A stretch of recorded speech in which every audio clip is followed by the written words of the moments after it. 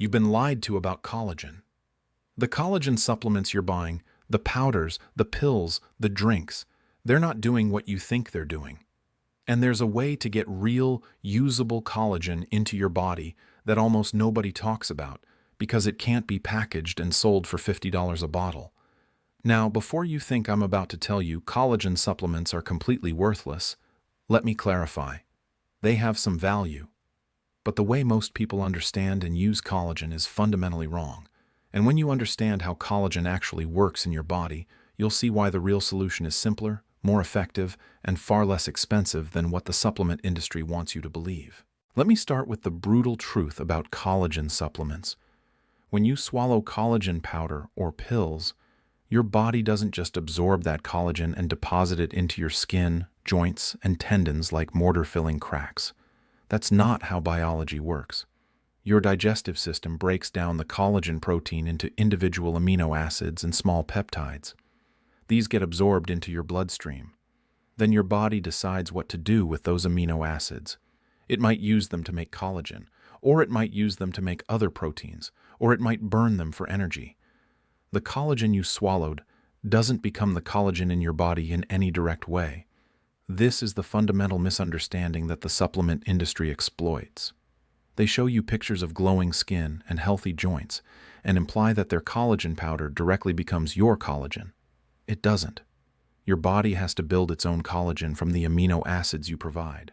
Now here's where it gets interesting. Your body can build collagen, but it needs specific raw materials. Collagen is made primarily from 3 amino acids: glycine, proline, and hydroxyproline. Your body can make glycine and proline from other amino acids, but the process is inefficient, especially as you age. Hydroxyproline is created from proline through a chemical reaction that requires vitamin C as a cofactor. So the real question isn't how to get collagen into your body. The question is how to give your body what it needs to build collagen efficiently. And here's the shocking truth. The best way to do this isn't by taking collagen supplements. It's by eating foods that provide the amino acids your body needs in forms it can actually use effectively, along with the vitamins and minerals required for collagen synthesis. The single best food for supporting collagen production in your body is bone broth. Real, homemade bone broth made by simmering bones for hours. This provides gelatin, which is partially broken down collagen, along with glycine, proline, and other amino acids in forms your body can readily use. It also provides minerals from the bones that support overall health. But bone broth takes time to make. Not everyone has the time or inclination to simmer bones for 12 hours. So let me give you the complete picture of how to actually support collagen production in your body, including practical options that work in the real world. The foundation of collagen production is adequate protein intake. Your body needs amino acids to build any protein, including collagen. If you're not eating enough protein overall, your body will prioritize making enzymes, antibodies, and other critical proteins before it makes collagen for your skin and joints. At a minimum, you need about 1 gram of protein per kilogram of body weight daily. For a 150-pound person, that's about 68 grams of protein per day. But not just any protein. For optimal collagen production, you need protein sources that provide glycine and proline specifically. These amino acids are abundant in certain foods and scarce in others. Meat muscle tissue, the chicken breast or steak you typically eat, is relatively low in glycine and proline. These amino acids are concentrated in the connective tissues, skin, bones, and cartilage of animals. This is why bone broth is so powerful.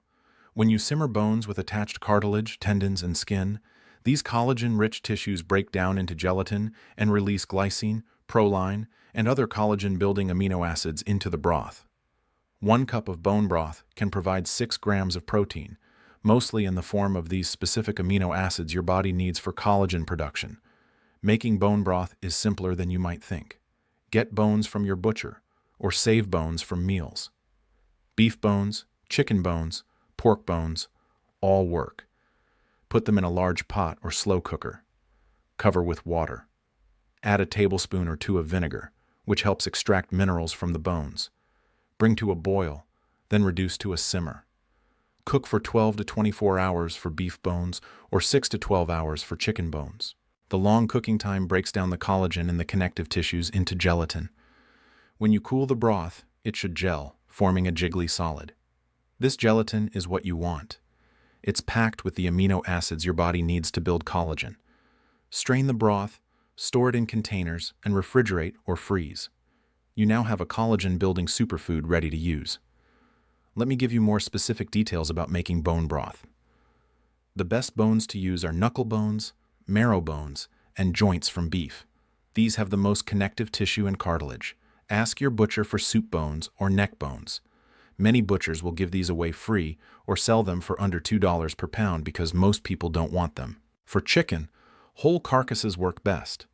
After you roast a chicken and eat the meat, save the entire carcass, including the back, neck, and wingtips. These parts are loaded with cartilage and connective tissue. You can accumulate carcasses in your freezer until you have 2 or 3, then make a large batch of broth. The vinegar is crucial. Use apple cider vinegar or white vinegar, about 2 tablespoons per gallon of water. The acidity helps dissolve minerals from the bones, particularly calcium, magnesium, and phosphorus. These minerals end up in your broth, providing bone-supporting nutrition along with collagen precursors. Some people add vegetables to their bone broth for flavor. Onions, carrots, celery, and garlic are traditional. Add these during the last 2 to 3 hours of cooking. If added earlier, they can make the broth taste bitter or too strong. Herbs like bay leaves, thyme, and parsley can be added in the final hour. The cooking vessel matters. A slow cooker is ideal because you can set it and forget it. The low, consistent heat extracts collagen without requiring attention. A large stock pot on the stove works too, but you need to monitor it more carefully. An instant pot or pressure cooker can make bone broth in 2 to 3 hours, though some argue the shorter time extracts less gelatin. All methods work. Choose based on your preference and equipment. The sign of good bone broth is gelation. When properly made and cooled, bone broth should solidify into a firm gel, almost like meat jello. This gelatin is the collagen you extracted from the bones and connective tissues. If your broth doesn't gel, it means you didn't extract enough collagen. This could be due to insufficient cooking time, not enough connective tissue on the bones, or too much water diluting the concentration. Storage is important. Bone broth keeps in the refrigerator for about 5 to 7 days. You'll see a layer of fat solidify on top. This fat actually protects the broth from spoilage, so you can leave it on until you're ready to use the broth. For longer storage, freeze the broth in portion-sized containers. Ice cube trays work great for small amounts you can add to other dishes. The broth stays good frozen for 6 months or more. Drink a cup of bone broth daily, either heated and seasoned as soup or used as a base for cooking other foods. This consistent intake of collagen-building amino acids provides your body with raw materials for collagen synthesis every single day. You can drink it plain with a pinch of salt, or add it to soups, stews, sauces, or even use it to cook grains like rice for extra nutrition and flavor. But bone broth isn't the only option. Let me introduce you to other foods that powerfully support collagen production. The second option is chicken skin. Most people remove chicken skin because they've been told it's unhealthy due to fat content. But chicken skin is nearly pure collagen. When you cook chicken with the skin on and eat that skin, you're consuming collagen that your digestive system breaks down into glycine, proline, and other amino acids. The fear of chicken skin is based on outdated nutritional science. Yes, chicken skin contains fat, but it's primarily monounsaturated and polyunsaturated fat, the same types found in olive oil and considered heart-healthy. The skin also contains fat-soluble vitamins from the chicken's diet. More importantly, the collagen content of skin is exceptional. One chicken thigh with skin contains about 3 grams of collagen-derived protein just from the skin alone. Compare this to a collagen supplement capsule that might provide 1 to 2 grams. Eating chicken with skin is actually more efficient than supplementation for collagen building. Cooking method matters for chicken skin.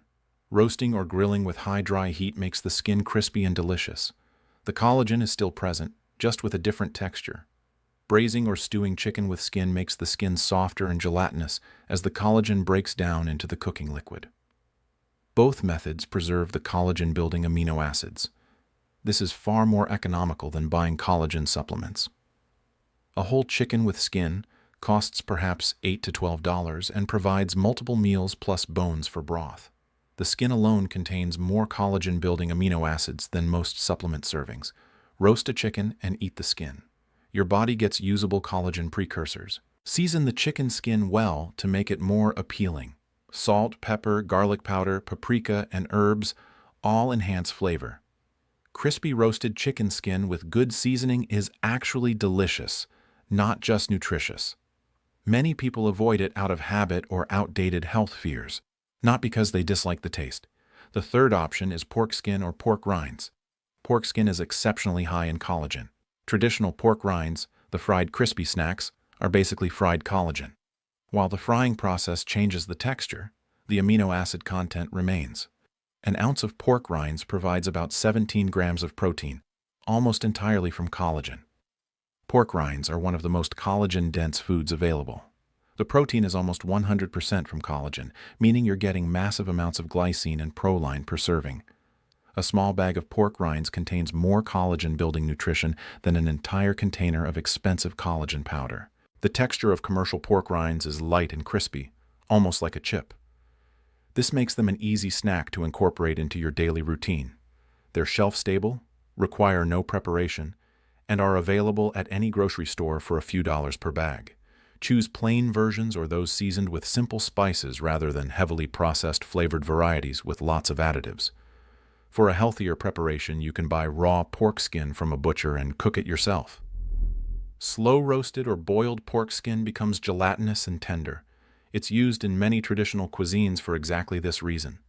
The Chinese have pork skin dishes where the skin is braised until soft and served in sauce. Koreans have bossam, where pork belly with thick skin is boiled and sliced. Germans have Schweinschacks, roasted pork knuckle, where the skin becomes crispy. These cultures understood the value of skin. To prepare pork skin at home, buy it with a thin layer of fat still attached. Score the skin with a sharp knife in a crosshatch pattern. Rub with salt and let it sit uncovered in the refrigerator overnight. This dries out the skin and helps it crisp when roasted. Roast at high heat, around 400 to 425 degrees, until the skin puffs and becomes crispy. The result is similar to commercial pork rinds but with better quality and no processing. Alternatively, simmer pork skin in water or broth for several hours until completely tender. The collagen breaks down into gelatin, creating a rich cooking liquid. The skin itself becomes soft and can be sliced and served with vegetables or rice. This method is gentler and creates a different texture that some people prefer to fried versions. The fourth option is fish with skin. Fish skin is rich in collagen, particularly in the type 1 collagen that's most abundant in human skin. Eating fish with the skin on provides these collagen-building amino acids. Salmon skin, when crisped under a broiler or pan-fried, is delicious and nutritious. Fish skin has thinner collagen fibers than mammal skin, which means it becomes crispy more easily when cooked with dry heat. The omega-3 fatty acids in fish skin are a bonus, providing anti-inflammatory benefits that actually support collagen health by reducing collagen-damaging inflammation. Salmon skin is probably the most popular fish skin because salmon is widely available and the skin crisps beautifully. When you buy salmon fillets, always buy skin on. Pat the skin dry before cooking. Season with salt and pepper. Place the salmon skin side down in a hot pan with a little oil. Press down gently with a spatula to ensure even contact with the pan. Cook until the skin is golden and crispy, then flip briefly to finish the flesh side. The crispy skin should peel off the flesh easily if desired, or you can eat them together. Many people who think they don't like fish skin have simply never had properly crisped skin. When done correctly, it's like a savory, protein-rich chip attached to your fish. Sardines, when you eat the whole fish, including skin and small bones, provide collagen plus calcium. Canned sardines are incredibly convenient. Open the can, drain if desired, and eat. The skin and tiny bones are completely soft from the canning process. You're getting collagen from the skin and calcium from the bones in one easy package. A can of sardines costs $2 to $3 and provides about 20 grams of complete protein plus substantial collagen-derived amino acids. This is cheaper than a serving of collagen supplement and provides additional nutrients like omega-3s, vitamin D, calcium, and selenium. Keep canned sardines in your pantry for quick, collagen-supporting meals. Canned salmon with skin and bones provides similar benefits. The bones are softened during canning and are completely edible. They provide calcium and phosphorus for bone health. The skin provides collagen precursors. A can of salmon is slightly more expensive than sardines, but still very economical compared to supplementation. Other fish with edible skin include mackerel, trout, sea bass, and snapper. Any fish where the skin is typically left on during cooking provides collagen when you eat that skin. Make it a habit to eat fish skin rather than discarding it. You're throwing away valuable nutrition when you remove and discard the skin. The fifth option is tough cuts of meat that require long cooking. Chuck roast, brisket, oxtail, shanks. These cuts have abundant connective tissue. When you braise or slow cook these cuts, the collagen breaks down into gelatin, making the meat tender and creating a rich, gelatinous sauce. This gelatin provides the same amino acids as bone broth. A serving of braised beef shank or oxtail delivers substantial glycine and proline. Plus, these tough cuts are usually cheaper than premium cuts like tenderloin. You're getting more collagen-supporting nutrition for less money. Chuck roast comes from the shoulder of the cow, a heavily used muscle with lots of connective tissue running through it. When you cut into a raw chuck roast, you can see white streaks of connective tissue throughout the red meat. This connective tissue is mostly collagen. When braised for several hours in liquid, this collagen dissolves into gelatin, creating the rich, thick sauce that makes pot roast so satisfying. A 3-pound chuck roast costs perhaps $15 to $20 and provides 6 to 8 servings. Each serving contains the meat's muscle protein plus dissolved collagen from the connective tissue. The sauce or gravy will be thick and gelatinous when cooled, indicating high collagen content. This is far more economical and nutritious than buying isolated collagen supplements. Brisket is similar, coming from the breast of the cow. It has thick layers of connective tissue that require long, slow cooking to break down. Traditional Texas barbecue involves smoking brisket for 12 to 14 hours at low temperature. The long cooking renders the collagen into gelatin, making the meat tender and juicy. The bark or outer crust contains concentrated collagen as well. You don't need a smoker to get collagen benefits from brisket. Braising in the oven at low temperature for 6 to 8 hours produces similar results. The brisket becomes fork tender, and the cooking liquid becomes rich with dissolved gelatin. Oxtail is discussed more below, but it's worth emphasizing that oxtail has one of the highest collagen-to-meat ratios of any beef cut. The tail is surrounded by skin, tendons, and cartilage. When properly braised, all of this breaks down into extraordinary amounts of gelatin. Lamb shanks and pork shanks work the same way. The shank is the lower leg, containing lots of connective tissue. Braised shanks are a classic dish in many cuisines precisely because the long cooking creates such rich, gelatinous results. One shank provides a complete meal with exceptional collagen nutrition. Short ribs are another excellent option. The ribs have meat, fat, and connective tissue. Braised until the meat falls off the bone, short ribs create a sauce so thick with gelatin that it coats a spoon. This is visible, tangible collagen that you're consuming. The sixth option is gelatin powder. This is essentially dried bone broth or collagen that's been partially broken down. When you dissolve gelatin powder in hot liquid, it hydrates and forms a gel when cooled. 1 tablespoon of gelatin provides about 6 grams of protein from collagen-derived amino acids. Gelatin powder is made by boiling animal skin, bones, and connective tissues, then filtering and drying the resulting gelatin. It's been used in cooking for over a century. Knox Gelatin is the most recognized brand in the United States, though many others exist. It's inexpensive, usually about $5 to $8 for a box that contains enough gelatin for many servings. You can add gelatin to soups, stews, sauces, or even coffee. It dissolves in hot liquids and adds body and richness. Unlike collagen peptides, which are more processed and don't gel, regular gelatin retains the gelling properties. This gelling indicates that the protein structure is less broken down, potentially providing amino acids in forms closer to what you'd get from bone broth. To use gelatin powder, first bloom it by sprinkling it over cold water and letting it sit for a few minutes. The powder absorbs water and swells. Then add this bloomed gelatin to hot liquid, stirring until completely dissolved. This can be soup, stew, sauce, or even hot tea or coffee. The gelatin adds protein and creates a richer mouthfeel.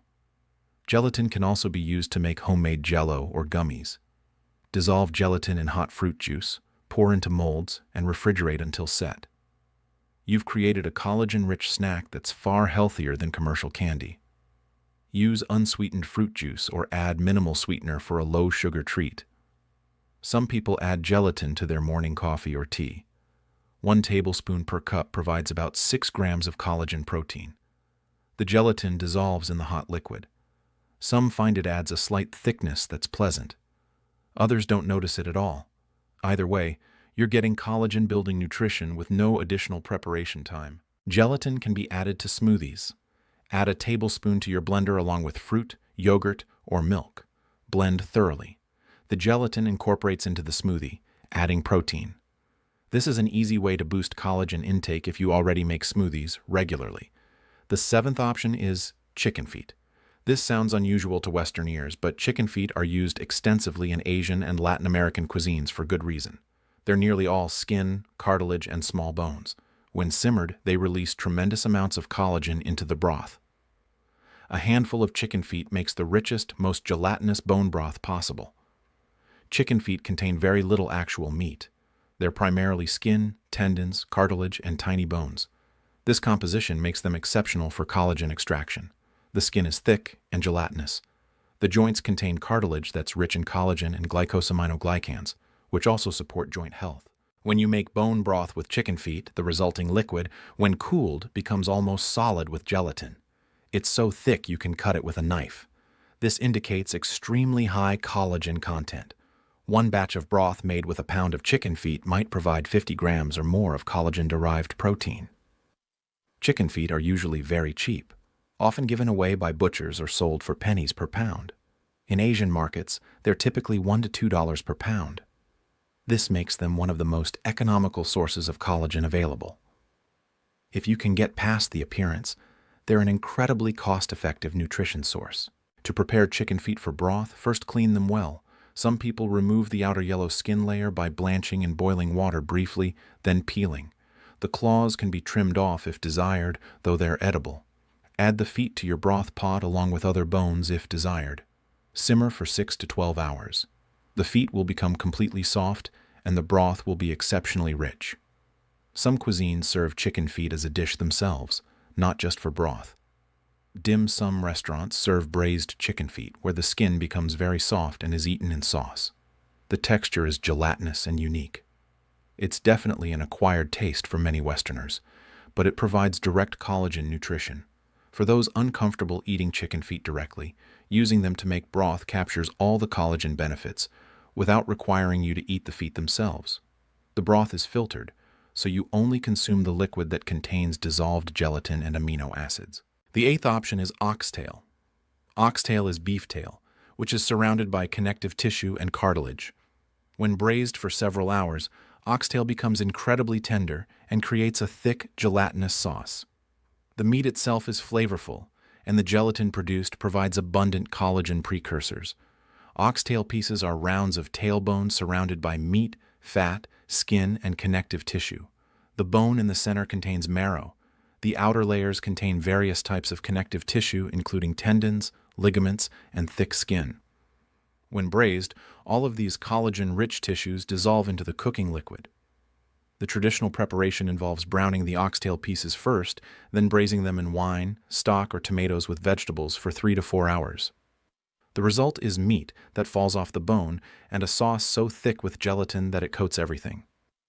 When this sauce cools, it solidifies completely, indicating the high collagen content. Oxtail has become more expensive as its value has been recognized, often costing $8 to $12 per pound, but it's still more economical than supplementation for the amount of collagen-building nutrition it provides. 1 pound of oxtail can make enough braised meat and gelatin for 2 to 3 servings. Oxtail soup is another classic preparation. The oxtail is simmered in broth with vegetables for hours. The meat and gelatin go into the soup, creating an incredibly rich, nourishing meal. Korean oxtail soup or solongtang is simmered for so long that the broth becomes milky white with dissolved collagen and bone minerals. When eating oxtail, don't discard the sauce or broth. This thick, gelatinous liquid contains most of the dissolved collagen. Pour it over rice, use it as gravy, or eat it with bread. Every bit of that gel is pure collagen nutrition. The ninth option is pork trotters, the pig's feet. Like chicken feet, these are mostly skin, tendons, and cartilage. When simmered, they release collagen into the cooking liquid and become tender. Pork trotters are used in German, Chinese, and Mexican cuisines. They're usually very inexpensive and incredibly rich in collagen. Pork trotters are larger and meatier than chicken feet, with more substantial bones. But the principle is the same. They're surrounded by thick skin and connective tissue that's rich in collagen. The skin on pork feet is particularly thick, sometimes a quarter inch or more. This skin is nearly pure collagen. In Chinese cuisine, pork trotters are often braised in soy sauce, ginger, and spices until completely tender. The skin becomes gelatinous and is eaten along with any meat. The cooking liquid is served with rice or noodles. This dish provides massive amounts of collagen in a flavorful, traditional preparation. German Schweinshax, or pork knuckle, involves roasting the trotter until the skin becomes crispy. The underlying tissue stays gelatinous. Both the crispy skin and soft collagen underneath are eaten. This dish is a celebration of pork skin in all its collagen-rich glory. To make broth from pork trotters, clean them well, add to a pot with water and vinegar, and simmer for 6 to 8 hours. The resulting broth will be extremely gelatinous, even more so than chicken foot broth. The collagen content is exceptional. Use this broth as a base for soups or drink it seasoned as a collagen tonic. Pork trotters are typically sold for $2 to $4 per pound, sometimes less. You get multiple trotters per pound. This is possibly the cheapest source of collagen available per gram of collagen obtained. For budget-conscious individuals, pork trotters are unbeatable. The 10th option is cow's feet or beef tendon. These are even richer in collagen than oxtail. They require long cooking but produce extraordinary gelatin. Beef tendon, when braised until tender, has a unique, slightly chewy texture that some people love. The amount of collagen is exceptional. Beef tendon is pure connective tissue, essentially a rope of collagen fibers. When raw, it's tough and inedible. But when braised for 4 to 6 hours, it transforms into a tender, gelatinous piece that's prized in many Asian cuisines. Vietnamese pho cho often includes beef tendon. Chinese dim sum features braised tendon dishes. The texture of properly cooked beef tendon is unlike anything else. It's tender enough to bite through but maintains a slight pleasant chewiness. The collagen has partially broken down but retains some structure. This provides collagen in a form that's between solid tendon and completely dissolved gelatin. Beef tendon is usually inexpensive, often sold in Asian markets for $3 to $5 per pound. Because it's pure collagen with almost no fat or muscle meat, the collagen density is maximum. A pound of tendon provides more collagen-building nutrition than any other food source per weight. To prepare beef tendon, clean it and cut into chunks. Blanch in boiling water to remove impurities. Then braise in flavored liquid, wine, or stock with aromatics for 4 to 6 hours until tender. The cooking liquid will be rich with dissolved gelatin. Both the tendon pieces and the liquid provide collagen nutrition.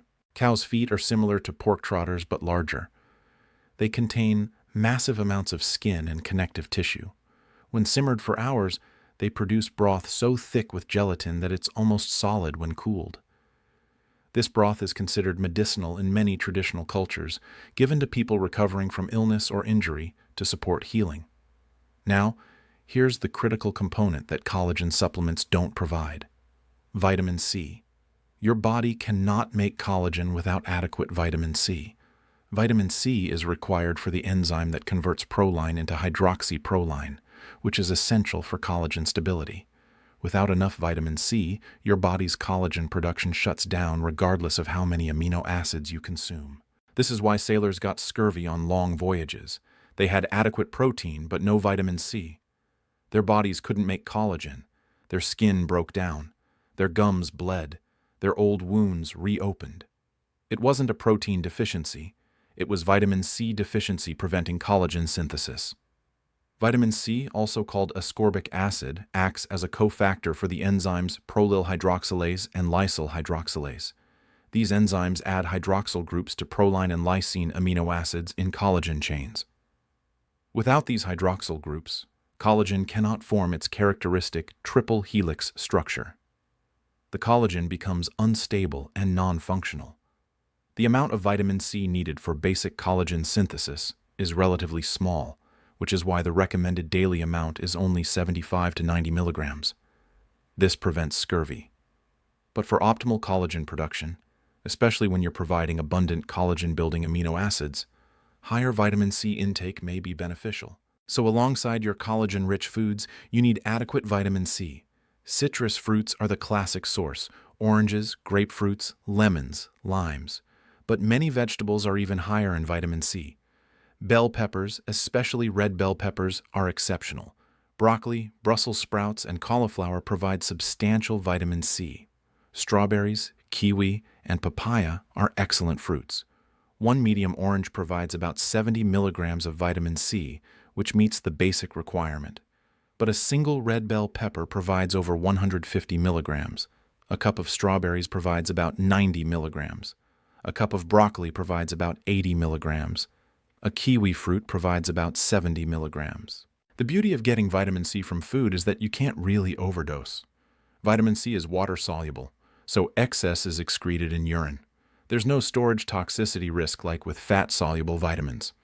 Eating several servings of vitamin C-rich foods daily ensures you always have adequate vitamin C available when your body is synthesizing collagen. Some research suggests that 100 to 200 milligrams daily supports better collagen production than the minimal amounts. This amount is easily achievable through food. One red bell pepper plus a cup of strawberries provides over 240 milligrams. This generous vitamin C intake ensures that vitamin C is never the limiting factor in your collagen synthesis. Vitamin C is also an antioxidant that protects existing collagen from damage by free radicals. This dual function, supporting synthesis and protecting existing collagen, makes vitamin C essential for overall collagen health. Including vitamin C-rich foods with your collagen-rich meals makes metabolic sense.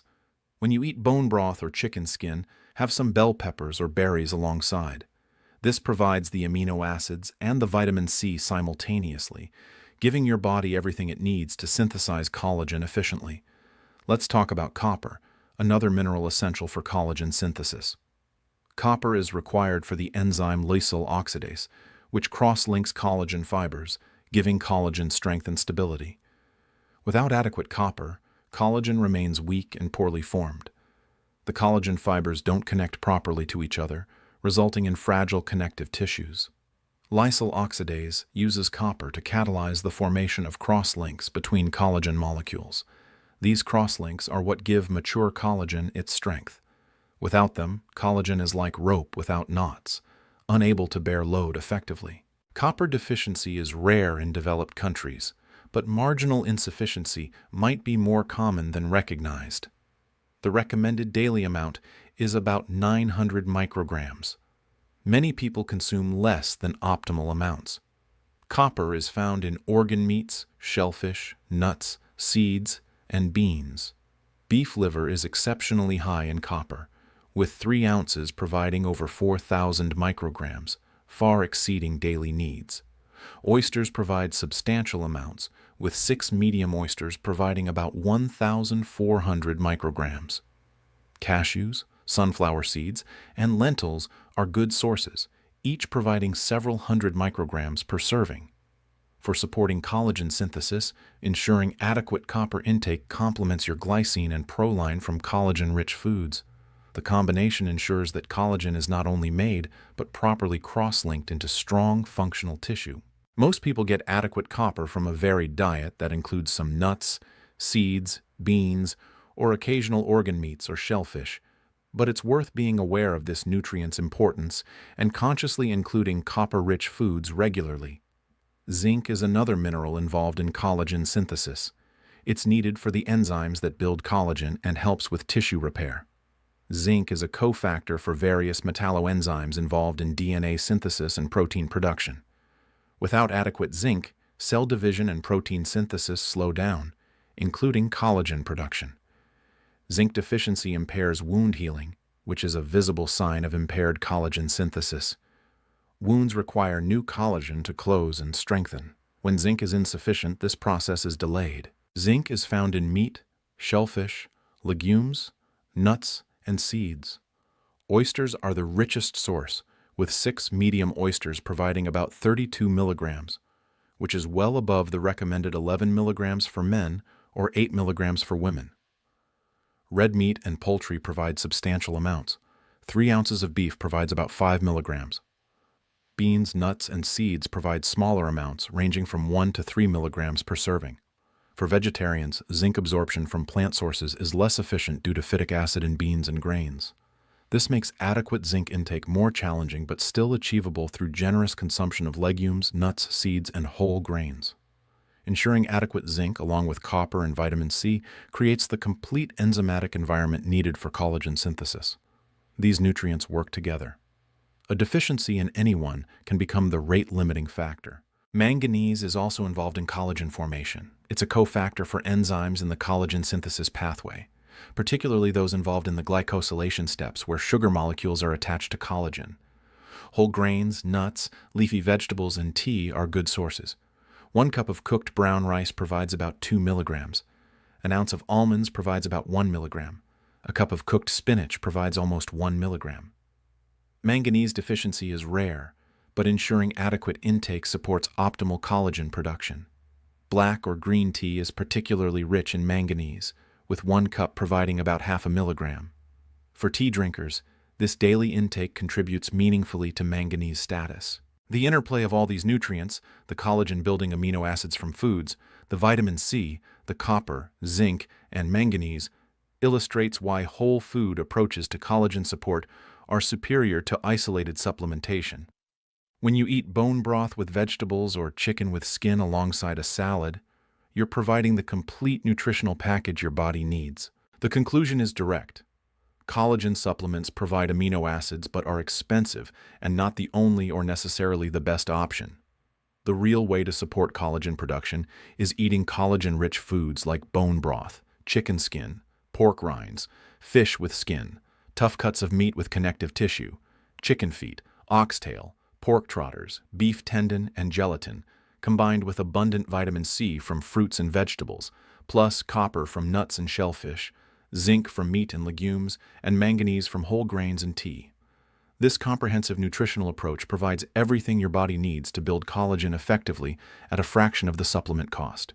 Make bone broth weekly, eat collagen-rich foods daily, load up on vitamin C, and your body will build the collagen it needs.